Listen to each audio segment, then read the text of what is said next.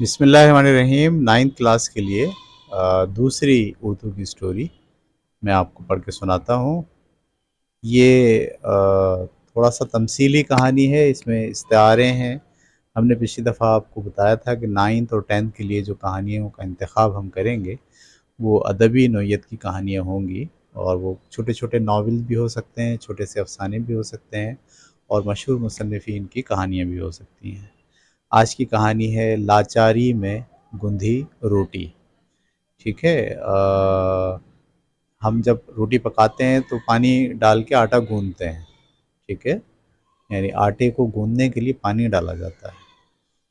لیکن یہاں یہ کہا جا رہا ہے کہ جو آٹا گوندا گیا ہے اس میں پانی ڈالنے کے بجائے لاچاری ڈالی گئی ہے، بے بسی ڈالی گئی ہے، ٹھیک ہے، یعنی انسان کی مایوسی، انسان کی بے بسی، انسان کی لاچاری کے پانی سے جو آٹا گوندا گیا ہے اس سے تیار شدہ روٹی، یہ اس کہانی کا موضوع ہے۔ لیکن یہ استعارے کے طور پر بیان کیا گیا ہے، اس میں کوئی آٹا اور کوئی روٹی نہیں ہے۔ ابھی ہم کہانی پڑھیں گے تو بات ہمارے سامنے کھل جائے گی۔ تو چلیں میں آپ کو کہانی پڑھ کے سناتا ہوں۔ لاچاری میں گندھی روٹی۔ وہ اپنے والے کھیت پر بھرپور نگاہ ڈال کر پگڈنڈی پر ہو لیا۔ پگڈنڈی کسے کہتے ہیں؟ جب آپ بغیر کسی روڈ کے کوئی جنگل ہو، اس پر جب لوگ چلتے چلتے چلتے ایک راستہ بن جائے پیروں کے نشانوں سے، اس راستے کو ہم کہتے ہیں پگڈنڈی۔ وہ اپنے ہونے والے کھیت پر بھرپور نگاہ ڈال کر پگڈنڈی پر ہو لیا۔ 5 میل کا کچا راستہ طے کر کے فیصل آباد پہنچا۔ لاہور کی لاری اسے جاتے ہی مل گئی۔ لاری گاڑی کو کہتے ہیں۔ شیخ پورہ کے اڈے پر جب سواریاں سستانے نیچے اتری، سستانے کا مطلب آرام کرنے کے لیے، تو اس نے کھڑکی سے باہر جھانک کر دیکھا۔ جون کے سورج کی دہکتی شعائیں سیدھی آنکھوں پر پڑ رہی تھیں۔ اس نے لرزتے ہاتھوں سے آنکھوں پر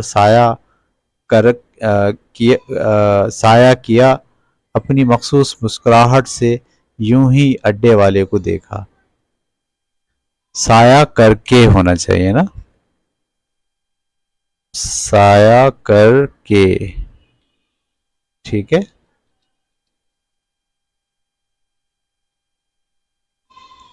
سایہ کر کے اپنی مخصوص مسکراہٹ سے یوں ہی اڈے والوں کو دیکھا۔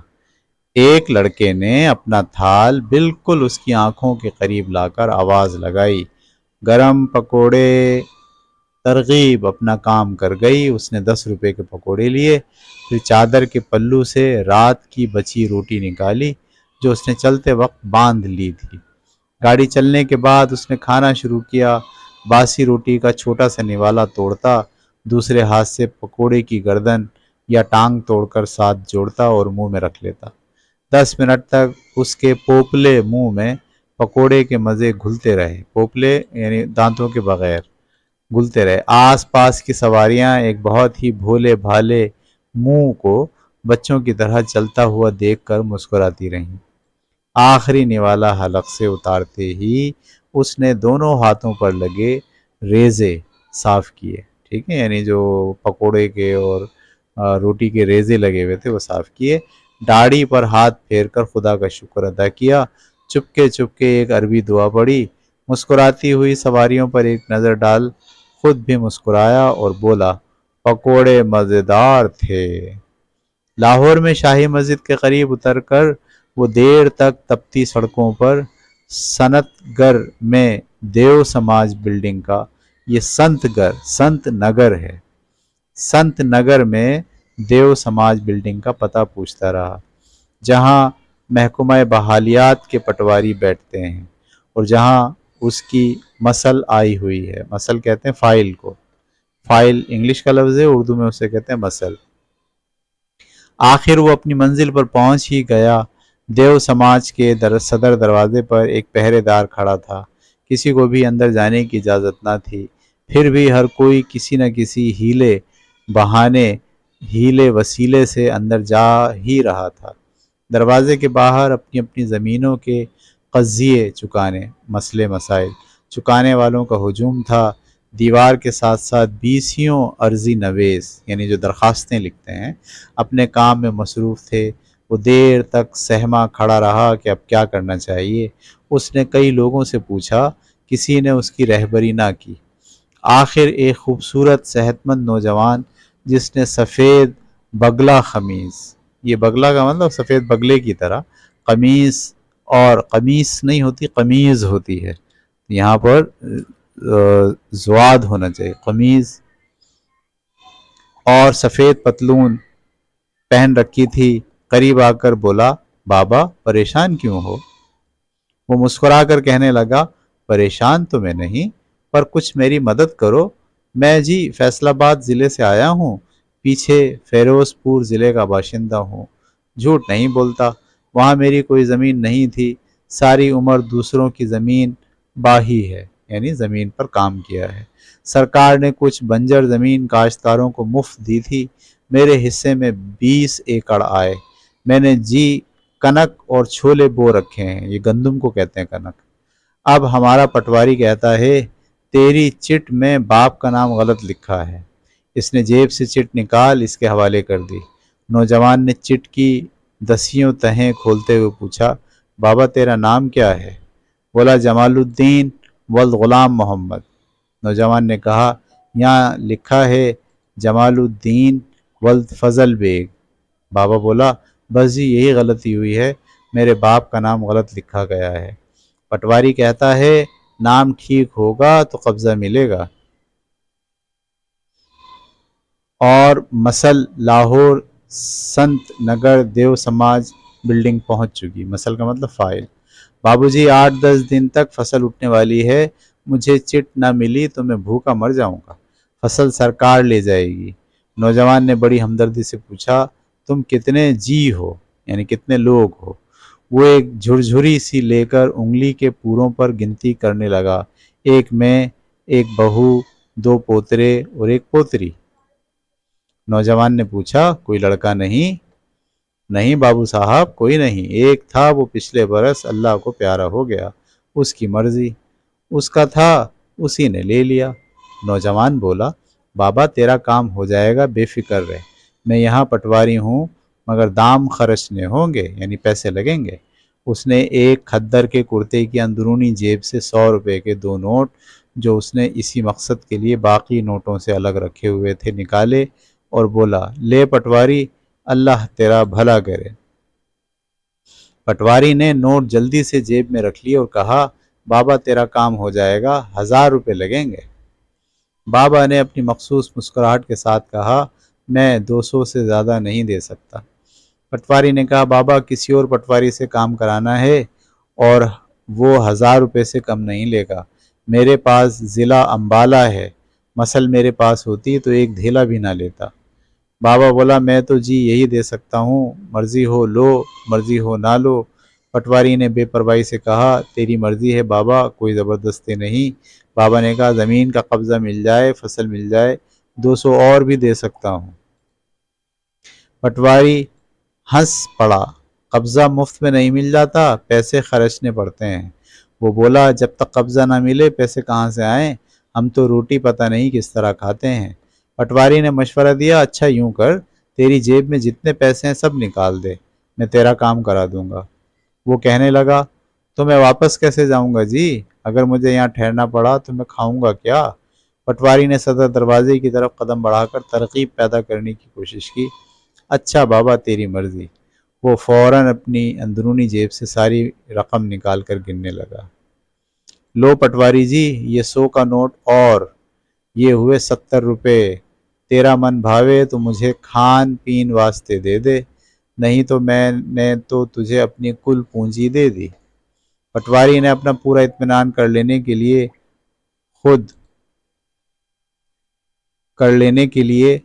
خود اس کی جیب میں ہاتھ ڈال کر دیکھا۔ مایوس ہو کے وہ رقم بھی اپنی جیب میں ڈال ہنس کر پوچھا، بابا دھوتی کی ڈب میں تو نہیں باندھ رکھے؟ نہیں پٹواری جی، میں کوئی بے ایمان آدمی نہیں۔ پٹواری صدر دروازے کی طرف بڑھ گیا، اس نے لپک کر پوچھا، پھر پٹواری صاحب میرا کام کب تک ہو جائے گا؟ पटवारी ने उसे एक तरफ ले जाकर कहा, तो यूं समझ तेरा काम हो चुका, अब यहाँ आने की ज़रूरत नहीं, तुझे 2-4 दिन में चिट डाक से मिल जाएगी, तू बेफिक्र होकर लारी चढ़ जा। उसने पटवारी की आंखों में आंखें डालकर हमदर्दी तलब करने के अंदाज में कहा, मैं लारी कैसे चढ़ सकता हूँ, मेरे पास अब एक पैसा भी नहीं रहा। पटवारी जी, इस तरह करो, मुझे अपने घर का पता बता दो, मैं शाम को मालूम कर लूँगा, अगर चिट मुझे दस्ती मिल जाए तो बड़ी मेहरबानी होगी, मैं पैदल चला जाऊँगा। उसे पूरा यकीन था कि वो शाम को पटवारी से वापसी का किराया ले लेगा। पटवारी ने एक पर्ची पर अपने घर का पता लिखकर उसे हौसला दिया, अगर चिट मिल गई तो आज ही दस्ती दे दूंगा, वैसे मुझे उम्मीद नहीं, कई दिन लग जाएंगे। बाबा मेरी बान, तू आज ही टुर जा, यहाँ खा मखा खज्जल ख्वार होता फिरेगा। शाम को वो पटवारी के घर गवाल मंडी पहुंच गया। देर तक दरवाजे के बाहर खड़ा रहा, फिर दूध दही वाले से पूछा, पटवारी किस वक्त आते हैं? उसने जवाब दिया, बाबा सामने बैठक में उसका बड़ा भाई बैठा है, उससे पूछ। वो डरते डरते मकान में दाखिल हुआ। डेवड़ी में चंद मिनट इंतजार करके आखिर उसने बैठक का दरवाज़ा खटखटाया। आवाज़ आई, कौन है, अंदर आ जाओ। वो किवाड़ आहिस्ता से खोलकर अंदर चला गया। कमरे में दाखिल होते ही उसे ठंडक महसूस हुई। बाहर की चिलचिलाती धूप से उसका जिस्म पसीने से शराबूर हो चुका था। छत पर चलते पंखे की हवा पसीने को लगी तो जिस्म ठंडा लगने लगा। उसने मुस्कुराकर पटवारी के हमशक्ल भाई को गौर से देखा, जो उसे गुस्से से घूर रहा था। उसने वहीं ठिठक कर सलाम करके पूछा, अभी पटवारी साहब नहीं आए जी? पटवारी के भाई ने तुनक कर कहा, जब तुझे मालूम है कि वह अभी नहीं आए तो मुझसे पूछने की क्या जरूरत है? बाबा डर गया, बोला, मेरा मतबल है वो किस वक्त आएंगे? उसने कहा, मैंने कोई उसका ठेका लिया हुआ है या मैं उसकी दुम से लगा हूं? चल जाके बाहर बैठ। बाबा बोला, बहुत अच्छा सरकार, आप नाराज ना हो। ये कहकर किवाड़ उसी तरह बंद करके वो चिलचिलाती धूप में चला गया। पटवारी का भाई फिर अपने नए नावल की तख्लीक में मसरूफ हो गया। जेरे कलम बाब में वो हीरोइन को ज़्यादा से ज़्यादा खूबसूरत बनाने की कोशिश कर रहा था। यानी ये आदमी मुसन्निफ है और एक चैप्टर लिख रहा है। जेरे कलम बाब का मतलब जो चैप्टर लिखा जा रहा है उसमें वो हीरोइन को ज़्यादा से ज़्यादा खूबसूरत बनाने की कोशिश कर रहा था। नेफ्स नावल तक वो क़ाराइन का दिल बहलाने के लिए हीरोइन को चंद माशिकों का शिकार दिखलाना चाहता था। असल मौजू का इजहार दूसरे निसफ हिस्से में होना था। हीरोइन को सच्चे प्यार से मायूस करके उसका ज़मीर बेदार करने रूहानी सफ़र पर भेजना चाहता था। इस सफ़र के दौरान वो नर्स बनकर मुख्तलिफ देहात में रहकर सीधे साधे किसानों की खिदमत करेगी। अरसे दराज तक उन लोगों की ज़िंदगी गुजारने के बाद जब वो वापस शहर आएगी तो उसके सारे गुनाह धुल चुके होंगे। गर्ज पहला निस्फ बाल बच्चों की रोटी और दूसरा निस्फ हिस्सा फ़न के लिए मखसूस था। बाबा बाहर गया तो उसने दोबारा कलम उठाया, ख्यालात जमा किए और आखिरी सतर पर तवज्जो मरकूज़ की। वो हीरोइन की खूबसूरती उभारने की कोशिश कर रहा था। इजहार को शराफत की हदूद में रखने वाले अल्फाज की तलाश में उसने आंखें मींच ली। तस्वुरात बहुत दूर दूर तक गए, लेकिन हस्ब मंशा सही अल्फाज न मिले। हाँ, लफ्ज़ों के अंदर से एक अजीब व गरीब चेहरा नमूदार हुआ।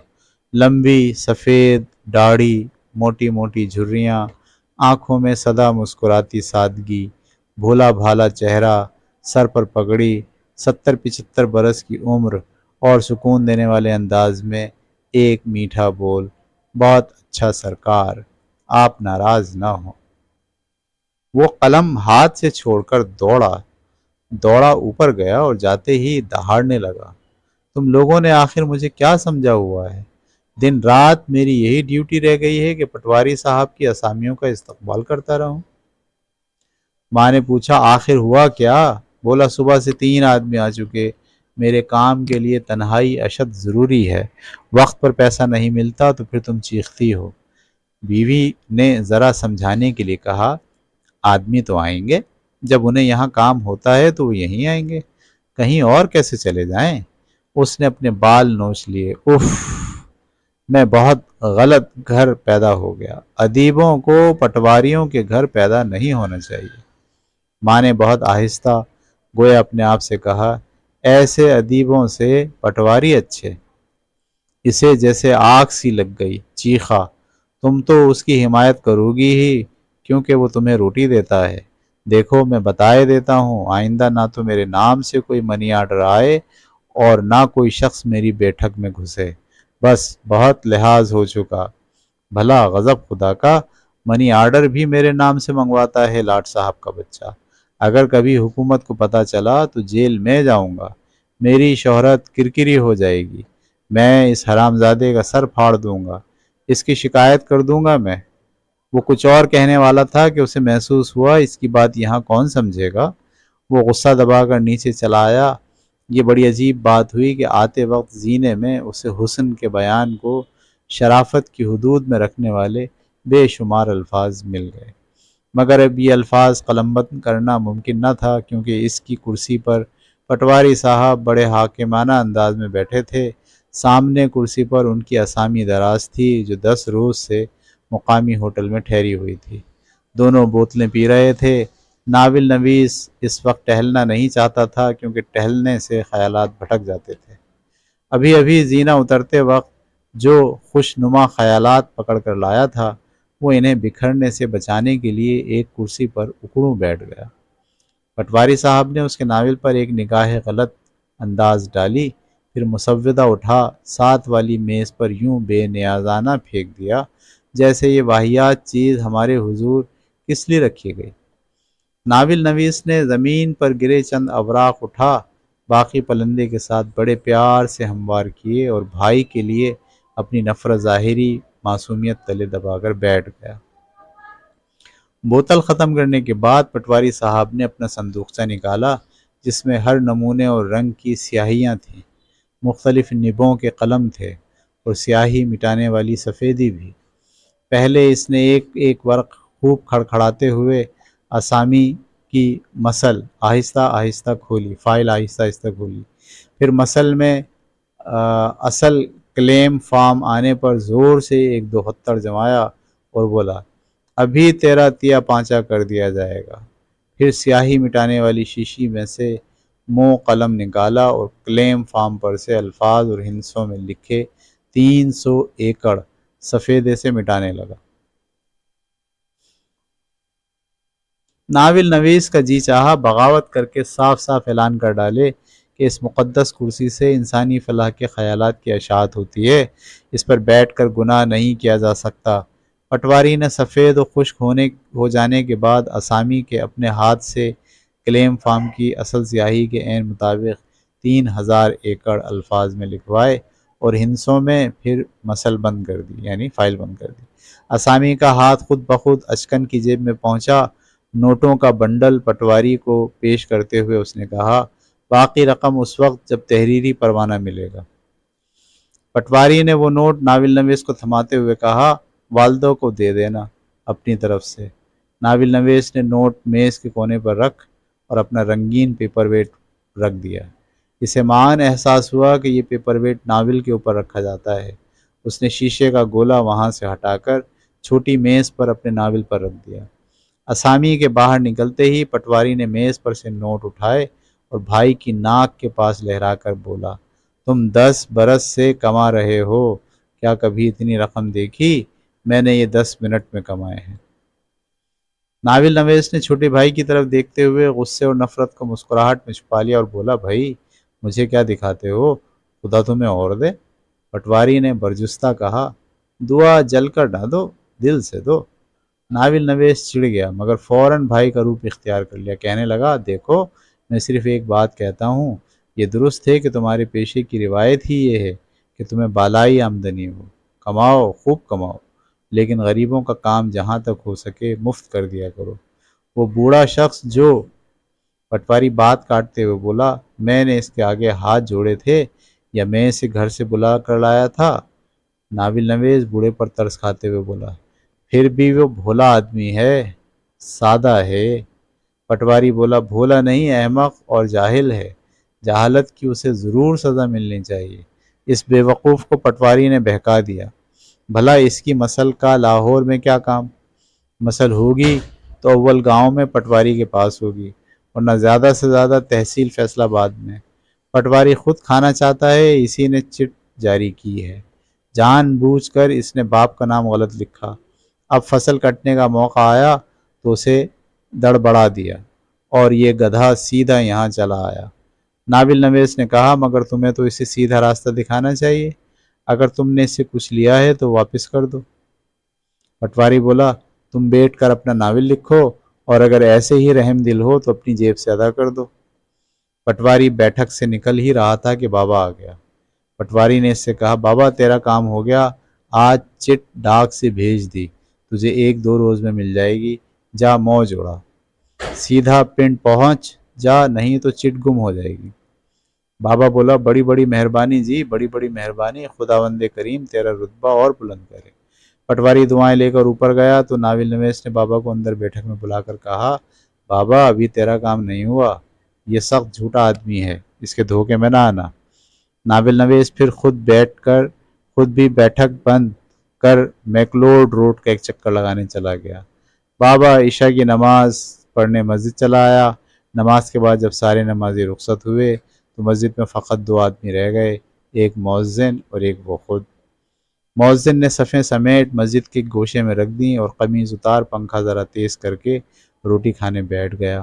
محلے سے اللہ واسطے کے نام کی آئی ہوئی روٹیاں اس کے سامنے تھیں اور ایک بڑا تانبے کا بغیر قلعی پیالہ جس میں کوفتے، آلو گوشت، قیمہ، دال اڑو، دال مسور اور ترکاریاں مل جل کر عجب وضع کا سالن بن گئی تھیں۔ بابا 5 گز پرے فرش پر لیٹا بار بار لالچی نظروں سے مؤذن کی طرف دیکھ رہا تھا۔ مؤذن بچے کچے دانتوں سے روٹی چبانے کی کوشش کرتے ہوئے چپڑ چپڑ کرتے وقت آنکھیں اٹھا کر اس کی طرف دیکھتا تو اسے محسوس ہوتا کہ بس اب وہ کہنے والا ہے آؤ بابا جی روٹی کھا لو۔ اسے اتنی شدید بھوک لگی ہوئی تھی کہ وہ مؤذن کے رسمی فقرے کا بری طرح انتظار کر رہا تھا۔ آدھ گھنٹے کی مسلسل کاوش کے بعد جب مؤذن سے ساری روٹیاں نہ کھائی جا سکیں تو اس نے پیالہ اٹھایا اور سارا سالن منہ لگا کر پی گیا۔ باقی روٹیاں دسترخوان میں لپیٹ الماری میں رکھنے لگا تو بابا نے کہنا چاہا مولوی صاحب ایک روٹی مجھے دے دو، سخت بھوکا ہوں، مگر وہ کچھ بھی نہ کہہ سکا۔ مؤذن نے الماری کو تالا لگا کر تالاب کے پانی سے ہاتھ دھوئے، کچھ پانی اپنے سر پر ڈالا اور عین پنکھے کے نیچے آ کر لیٹ رہا۔ بابا اپنی جگہ سے اٹھا اور مؤذن کے قریب ہی پنکھے کے نیچے لیٹنے لگا تو وہ فوراً بولا یہاں مسافروں کو ٹھہرنے کی اجازت نہیں۔ بابا بولا ہمارے گاؤں میں کوئی مسافر آئے تو ہم اسے مہمان سمجھ کر روٹی کھلاتے ہیں اور وہ مسجد میں سوتا بھی ہے۔ مؤذن نے برہم ہو کر کہا یہ شہر ہے بابا، گاؤں نہیں۔ بابا اٹھا اور پٹواری والے مکان کے سامنے بنی دکانوں کے تھڑے پر لیٹ گیا۔ قیامت کی گرمی پڑ رہی تھی، ہوا بالکل رکی ہوئی تھی، دن بھر کی تپتی زمین سے جھلسے بخارات نکل رہے تھے۔ وہ جلتے ہوئے تھڑے پر لیٹا کروٹیں بدلتا سوچ رہا تھا کہ چٹ ملتے ہی زمین پر اس کا قبضہ ہو جائے گا، یہ کھڑی فصل بھی اسے مل جائے گی۔ اسے قبضہ اور فصل ملنے کی اتنی خوشی نہیں تھی جتنا اس بات پر فخر کہ وہ بھی زمین والا ہو جائے گا۔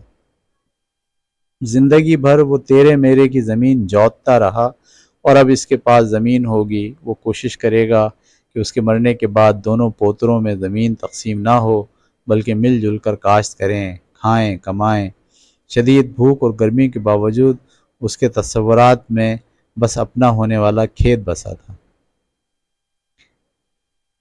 پگڈنڈی پہ اونچی پلیا پر کھڑے ہوں تو سامنے شہتوت کے درخت تک اور دائیں ہاتھ رانا صاحب کے کنویں اور بائیں ہاتھ راجباہے تک۔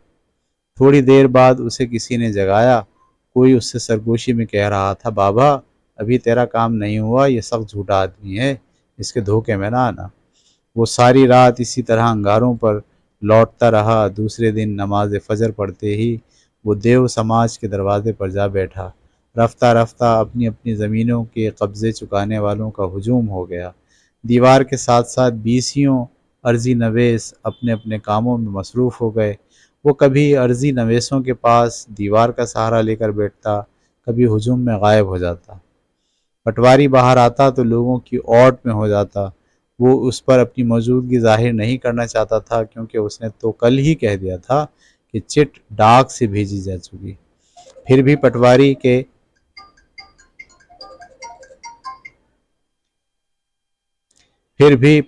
کے بھائی کی بات سن کر وہ سچ اور جھوٹ میں سے ایک کی تصدیق چاہتا تھا۔ دفتر بند ہونے سے 1 گھنٹہ پہلے ایک نیلی دھوتی والا پٹواری اس کے پاس آیا اور بولا، بابا پریشان کیوں ہے؟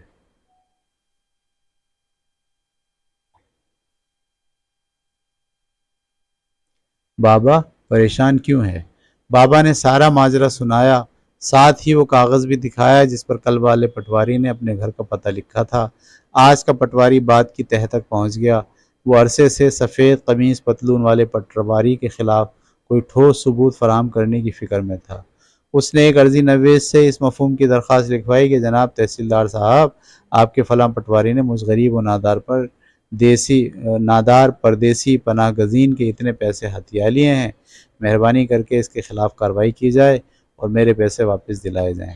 درخواست کے آخر میں اس نے بابا کا انگوٹھا لگوایا، پھر اسے اپنے ساتھ اندر لے جانے لگا تاکہ وہ تحصیلدار کی خدمت میں بنفس نفیس حاضر ہو کر درخواست پیش کر دے۔ بابا نے کہا، پٹواری جی میں ایسا نہیں کروں گا۔ شریعت میں ہے کہ آدمی کو 3 مرتبہ مہلت دو، اگر اس نے کل تک میرا کام نہ کرایا یا پیسے نہ دیے تو میں حاضر ہو جاؤں گا۔ میں بہت خراب آدمی ہوں، جھوٹے آدمی کو ننگا کر دیتا ہوں، میں اسے چھوڑوں گا نہیں، کل شکایت کروں گا۔ یہ کہہ کر اس نے درخواست طے کر کے اپنی جیب میں رکھ لی۔ دفتر بند ہونے کے بعد وہ کافی دیر دیو سماج کے باہر بیٹھا رہا۔ سب لوگ چلے گئے، عرضی نویس بھی آہستہ آہستہ غائب ہو گئے۔ اس نے اپنے آپ سے کہا، اچھا بچہ، شام کو تو گھر آئے گا ہی، وہاں پکڑوں گا۔ وہ چلچلاتی دھوپ میں ایک ایک موڑ پر لوگوں سے پتہ پوچھتا گوال منڈی کی اسی گلی میں پہنچ گیا۔ بہت دیر تک تھڑے پر بیٹھا رہا۔ جب دھوپ اس کی ٹانگوں تک آ گئی تو وہ اٹھا اور مسجد چلا گیا۔ ابھی نماز عصر میں 15 منٹ باقی تھے۔ وہ پگڑی فرش پر رکھ تالاب کے کنارے جا بیٹھا۔ پہلے اس نے اپنی ٹانگیں ٹھنڈی کیں، پھر سر کے بال بھگوئے۔ مؤذن اذان دینے مینار پر چڑھا تو اس نے وضو شروع کیا۔ ہاتھوں پر 3 مرتبہ پانی ڈالنے کے بعد منہ صاف کیا، غرارے کیے۔ تیسری مرتبہ پانی منہ میں ڈالا تو بجائے کلی کرنے کے نگل گیا۔ ٹھنڈے ٹھنڈے پانی نے سینہ تر کر دیا۔ پھر تو وہ دونوں ہاتھوں سے چلو بھر بھر کر غٹا غٹ پانی پینے لگا۔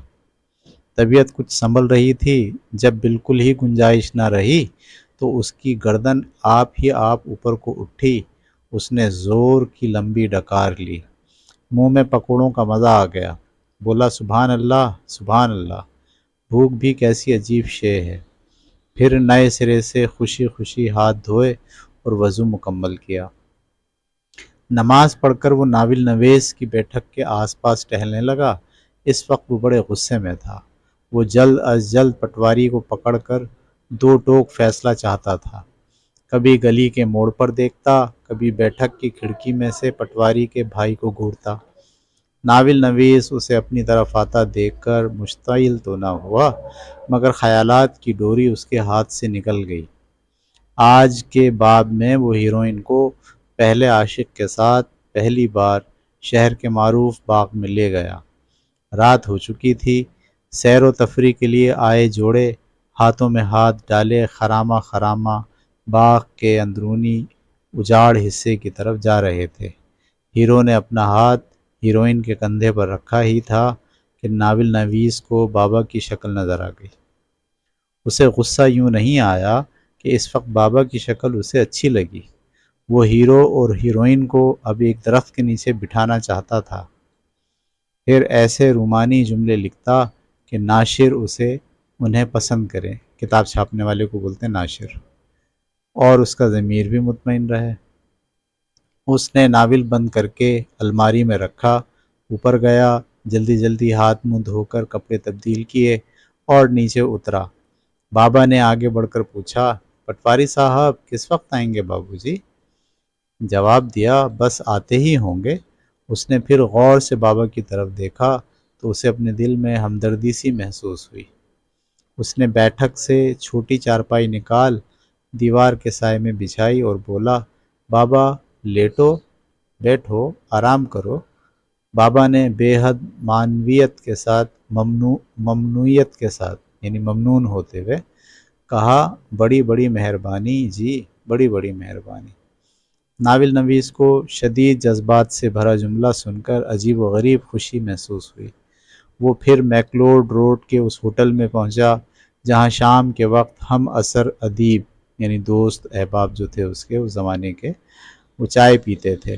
ہوٹل پہنچا تو حسب معمول ادیبوں کا دل پسند موضوع چھڑا ہوا تھا، یہی کہ ہمارے ملک میں بے حد غربت ہے، بھوک ہے، بیماری ہے، جہالت ہے۔ وہ خاموش بیٹھا، ادیب بھائیوں کے پرجوش دلائل سنتا رہا۔ اقتصادی نظام میں انقلابی تبدیلیوں کی ضرورت ہے، سرمایہ داروں سے ساری دولت چھین کر مزدوروں اور کسانوں میں تقسیم کر دینی چاہیے، دولت کے وسائل کی مساوی تقسیم کے بغیر ملک میں خوشحالی نہیں آ سکتی، وغیرہ وغیرہ۔ اچانک اسے دورہ سا پڑا اور بجلی سی آنکھوں کے آگے کوند گئی۔ بابا کی بھولی بھالی صورت سے اس کا تصور عکس کھا کر ملک کے کھیتوں، جنگلوں اور پہاڑوں میں چلا گیا، دور دور تک پھیلے کھیتوں کے سلسلے اور ان میں کام کرتے لاکھوں مرد، عورتیں اور بچے۔ اس نے جھرجھری لی اور اپنے آپ سے کہا، یہ کتنا اچھا ہو اگر میری ہیروئن نرس بن کر جگہ جگہ دیہات میں پہنچے تو وہ اقتصادی انقلاب کے بارے میں میرے خیالات کی علامت بن جائے۔ کھیتوں سے زیادہ پیداوار کم سے کم محنت میں حاصل کرنے کے لیے وہ میرے نظریات کی تبلیغ کرے۔ مگر اسے فوراً اپنی اس کمزوری کا احساس ہوا کہ آج تک اس نے کھیت نہیں دیکھے تھے۔ ایک سے دوسرے شہر جاتے وقت گاڑی کی کھڑکیوں میں سے تو کھیت نظر آتے، لیکن سچ مچ کے جیتے جاگتے کھیتوں میں جن کے اندر سے آدمی کا رزق نکلتا ہے، اس نے آج تک چل کر نہیں دیکھا تھا۔ اسے خیال آیا کہ بابا سے تعلق قائم کیا جائے۔ 2-4 دن اس کے گاؤں رہنے سے میں دیہی زندگی کے مسائل کا مشاہدہ کر سکوں گا، اپنی آنکھوں سے دیکھوں گا کہ سوکھی مٹی دانہ گندم مل جانے سے گل و گلزار کس طرح ہوتی ہے۔ پھر ناول میں ہیروئن کی نصف زندگی یہی شفا خانوں ہی میں بسر ہونی ہے۔ وہ بڑے بے ہنگم انداز میں اپنے ہم عصر ادیبوں سے ہاتھ ملا کر جلدی جلدی گھر واپس آیا۔ بابا سر کے نیچے پگڑی اور دونوں ہاتھوں کا تکیہ بنائے چارپائی پر لیٹا تھا۔ ناول نویس اس کے قریب گیا تو بابا احتراماً اٹھ کر بیٹھ گیا۔ بابا نے پوچھا، کیوں بابو جی، پٹواری صاحب کس وقت آئیں گے؟ رات ہو گئی ہے، اب تک تو نہیں آئے۔ ناول نویس بولا، او ہو، مجھے یاد آیا بابا، وہ آج نہیں آئے گا، آج ہفتہ ہے۔ وہ ہفتے کی رات اپنے یار دوستوں کے ساتھ رہا کرتا ہے، کل صبح آئے گا۔ بابا بالکل مایوس ہو گیا، یہ تو بہت بری بات ہوئی، اب کیا ہوگا؟ ناول نویس نے ترس کھا کر پوچھا، میرے لائق کوئی خدمت ہو تو بتاؤ۔ بابا تڑپ کر بولا، ظالمو، خدمت کیا ہونی ہے، مجھے روٹی تو کھلا دو۔ یہ شہر کیسا ہے، یہاں کے لوگ کیسے ہیں؟ 2 دن سے بھوکا پھر رہا ہوں، تیرے بھائی نے میرا ایک ایک پیسہ چھین لیا۔ میں نے اپنی پوری زندگی میں اتنی بھوک نہیں اٹھائی۔ 60 برس اپنے ہاتھ سے ہل چلایا ہے، اور دیکھ لے کہ میں دنیا کا سب سے غریب آدمی ہوں، پر مجھے 2 وقت کی روٹی ہمیشہ ملتی رہی۔ 2 دن میں کبھی بھوکا نہیں رہا، روٹی کا ٹکڑا تو کتے کو بھی دے دیتے ہیں۔ ناول نویس کو ایک دم جھٹکا لگا، وہ چکرا گیا اور پھر دوڑتا ہوا اوپر گیا۔ اجلے دسترخوان میں 6 روٹیاں رکھیں، اس خیال سے کہ دیہاتیوں کا پیٹ بڑا ہوتا ہے۔ پلیٹ میں سالن ڈلوایا، شیشے کے گلاس میں پانی لیا اور یہ سب چیزیں صاف ستھری ٹرے میں سجا کر نیچے اترنے لگا۔ زینے کے اندھیرے میں اسے محسوس ہوا کہ قدرت اپنا انتقام ترنت لیتی ہے۔ کل جس شخص کو میں نے جانوروں کی طرح دھتکار دیا تھا، آج اسی کے لیے وہ کھانا لیے جا رہا تھا، اور کھانا بھی کیا، رشوت کی کمائی سے خریدی ہوئی گندم اور سبزی۔ ایک آنسو اس کی آنکھ سے ٹپکا اور اندھیرے میں کہیں گم ہو گیا۔ اس نے ٹرے بابا کے سامنے رکھی۔ بابا نے جلدی سے دسترخوان کھول کر اوپر کی روٹی اٹھائی، دسترخوان اسی طرح لپیٹا اور ٹرے ناول نویس کی طرف سرکا کر بولا، بس بابو جی، میں نے اپنی قسمت کا حصہ لے لیا۔ پھر ایک نوالا توڑا اور پوپلے منہ میں گھلانے لگا۔ سامنے والے کھمبے کی روشنی میں ناول نویس نے اس کی آنکھوں میں کچھ تڑپتے ہوئے دیکھ کر محسوس کیا کہ وہ صدیوں سے بھوکا تھا۔ بابا نے دوسرا نوالا منہ میں ڈالتے ہوئے کہا، مجھے اس وقت روٹی نہ ملتی تو شاید صبح تک مر جاتا۔ بڑی سخت بھوک لگی تھی، اپنی زندگی میں اتنی بھوک نہیں دیکھی۔ ناول نویس نے سالن کی پلیٹ اس کے قریب کرتے ہوئے پیار کے ساتھ کہا، بابا سالن سے کھاؤ۔ بابا نے پلیٹ اٹھا کر پھر ٹرے میں رکھ دی۔ ناول نویس نے اصرار کیا، لو نا بابا، تکلف نہ کرو، اسے اپنا گھر سمجھو۔ بابا بولا، نہ بابو، تیرے سالن سے روٹی نہ کھاؤں گا، اس میں تیرا نمک ہے، اگر میں نے یہ نمک کھا لیا تو پھر میں اس گھر کے خلاف شکایت نہیں کر سکتا۔ روٹی کی بات اور ہے، یہ خدا کی دی ہوئی چیز ہے، میں نے مانگ کر کھا لی۔ سالن انسان کی بنائی چیز ہے، اور یہ میں بتا دوں بابو، تیرے بھائی کی شکایت ضرور کروں گا، چھوڑوں گا نہیں، اس نے مجھے ستایا ہے، میں اسے ستاؤں گا۔ ناول نویس بالکل نئی دنیا میں داخل ہو رہا تھا، نئی بصیرت، نیا شعور۔ جہاں انقلابی تبدیلی پیدا کرنی ہے، وہ کھیت یا جنگل نہیں، انسان کا دل ہے۔ روٹی کی اصل قیمت کا اسے علم ہوا، اس کے سارے نظریات، خیالات بکھر گئے۔ آدھی رات تک وہ اوپر والے کوٹھے پر بے قراری سے ٹہلتا رہا۔ وہ سوچ رہا تھا کہ میں اپنی کہانیوں میں ایسا کردار کبھی تخلیق نہیں کر سکتا جس میں اتنی عظمت ہو، اور جب میں ایسا نہیں کر سکتا تو پھر کہانیاں لکھنے سے کیا فائدہ۔ روٹی تو میں کوئی اور پیشہ بھی اختیار کر کے کما سکتا ہوں، جس میں محنت بھی کم کرنی پڑے گی۔ میں کہانی لکھنے کے سوا دنیا کا اور کوئی کام نہیں کر سکتا، مگر روٹی کمانے کے لیے اپنے کرداروں کو پست سطح پر لے جانا حد درجہ کمینگی ہے۔ اگر میں ناول نویسی ترک بھی کر دوں تو پھر وہ اس قسم کی ذہنی کشمکش میں مبتلا تھا۔ نیچے بابا جمال اپنی چارپائی پر لیٹا کروٹیں بدل رہا تھا۔ گلی میں 4-5 چارپائیاں تھوڑے تھوڑے فاصلے پر بچھی ہوئی تھیں۔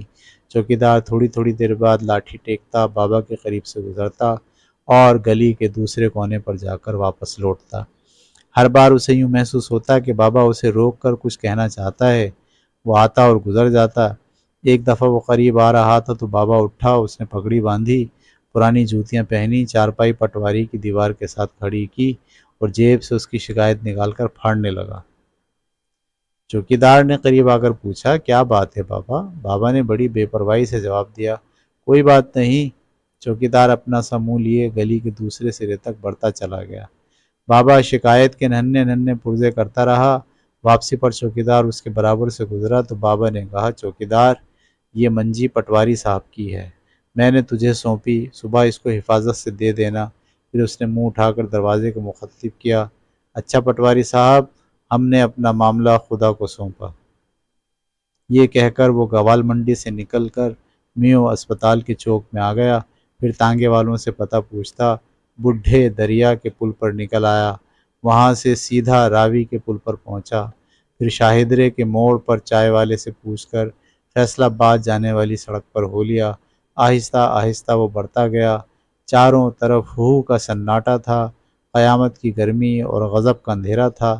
سڑک کے دونوں طرف اونچے اونچے کالے کالے درخت تھے، درختوں سے پرے دور دور تک کھیتوں اور باغوں کے سلسلے پھیلے تھے، نہریں اور جھیلیں تھیں، پہاڑ اور دریا تھے، قصبے، بستیاں تھیں، مگر بابا کو اندھیرے میں کچھ بھی نظر نہ آ رہا تھا سوائے اپنے ہونے والے کھیت کے۔ کہانی یہاں ختم ہو گئی۔ ٹھیک ہے پیارے بچوں، یہاں ہماری کہانی جو ہے وہ ختم ہو گئی۔ کہانی ختم کیا ہو گئی؟ کہانی ایک جگہ پر آ کر ٹھہر گئی۔ اسے کیسے ختم ہونا ہے یہ آپ اسے ختم کریں گے، ٹھیک ہے؟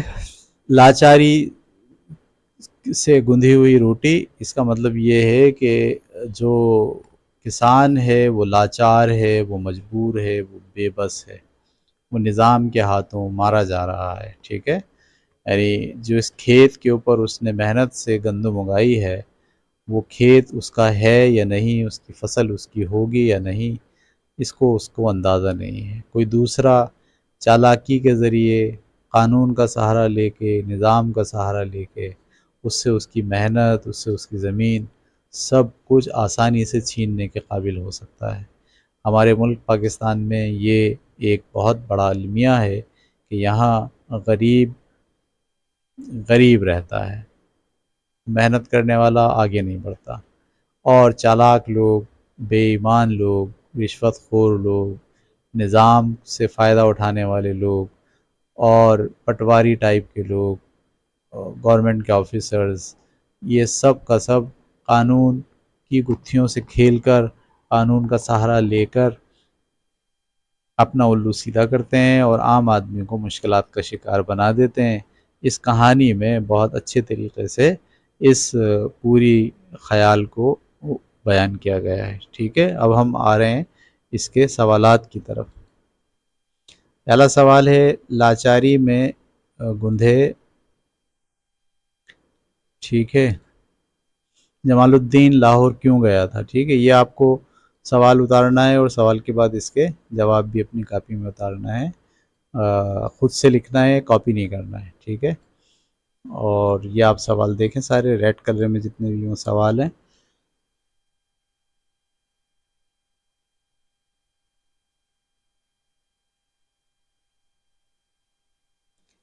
ٹھیک ہے، اس میں 10 سوال ہیں، 10 سوال کے جوابات آپ کو لکھنے ہیں۔ سوالات کے بعد یہاں سے خالی جگہیں شروع ہوتی ہیں، یہ خالی جگہیں بھی آپ کو اپنی کاپی میں لکھنی ہیں۔ 7 خالی جگہ یہ ہو گئیں اور 10 خالی جگہ تک یہاں۔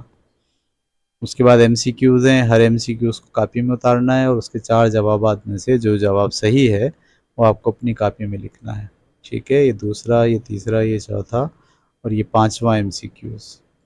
اس کے بعد 6واں، 7واں اور 8واں اس والی سلائیڈ پر آ گیا۔ اس کے بعد 9واں اور 10واں اس والی سلائیڈ پر، ٹھیک ہے۔ اس کے بعد جملے درست کریں، یہ غلط جملے ہیں سارے، آپ کو ان جملوں کو صحیح کرنا ہے، جو اس میں غلطی ہے اس کو واضح کر کے اسے صحیح کر کے آپ کو اپنی کاپی میں لکھنا ہے، ٹھیک ہے۔ اس طرح سے ہماری یہ کہانی کمپلیٹ ہوئی اور اس کہانی میں بڑا احساس تھا، اس کہانی کے اندر جو ہے وہ نظام کی خرابی کو بہت اچھی طریقے سے بتایا گیا ہے۔ تو کلاس روم میں اس خرابی کو آپ اور مزید گہرائی سے ڈسکس کر سکتے ہیں، اور جو لوگ دوسروں کی محنت پر قبضہ کر کے اپنے لیے فائدہ اٹھانا شروع کر دیتے ہیں، ان کے لیے آپ کلاس روم کے اندر اپنی ڈسکشن کو بڑھا سکتے ہیں۔ اگلی کہانی تک کے لیے اجازت دیجیے، اللہ حافظ۔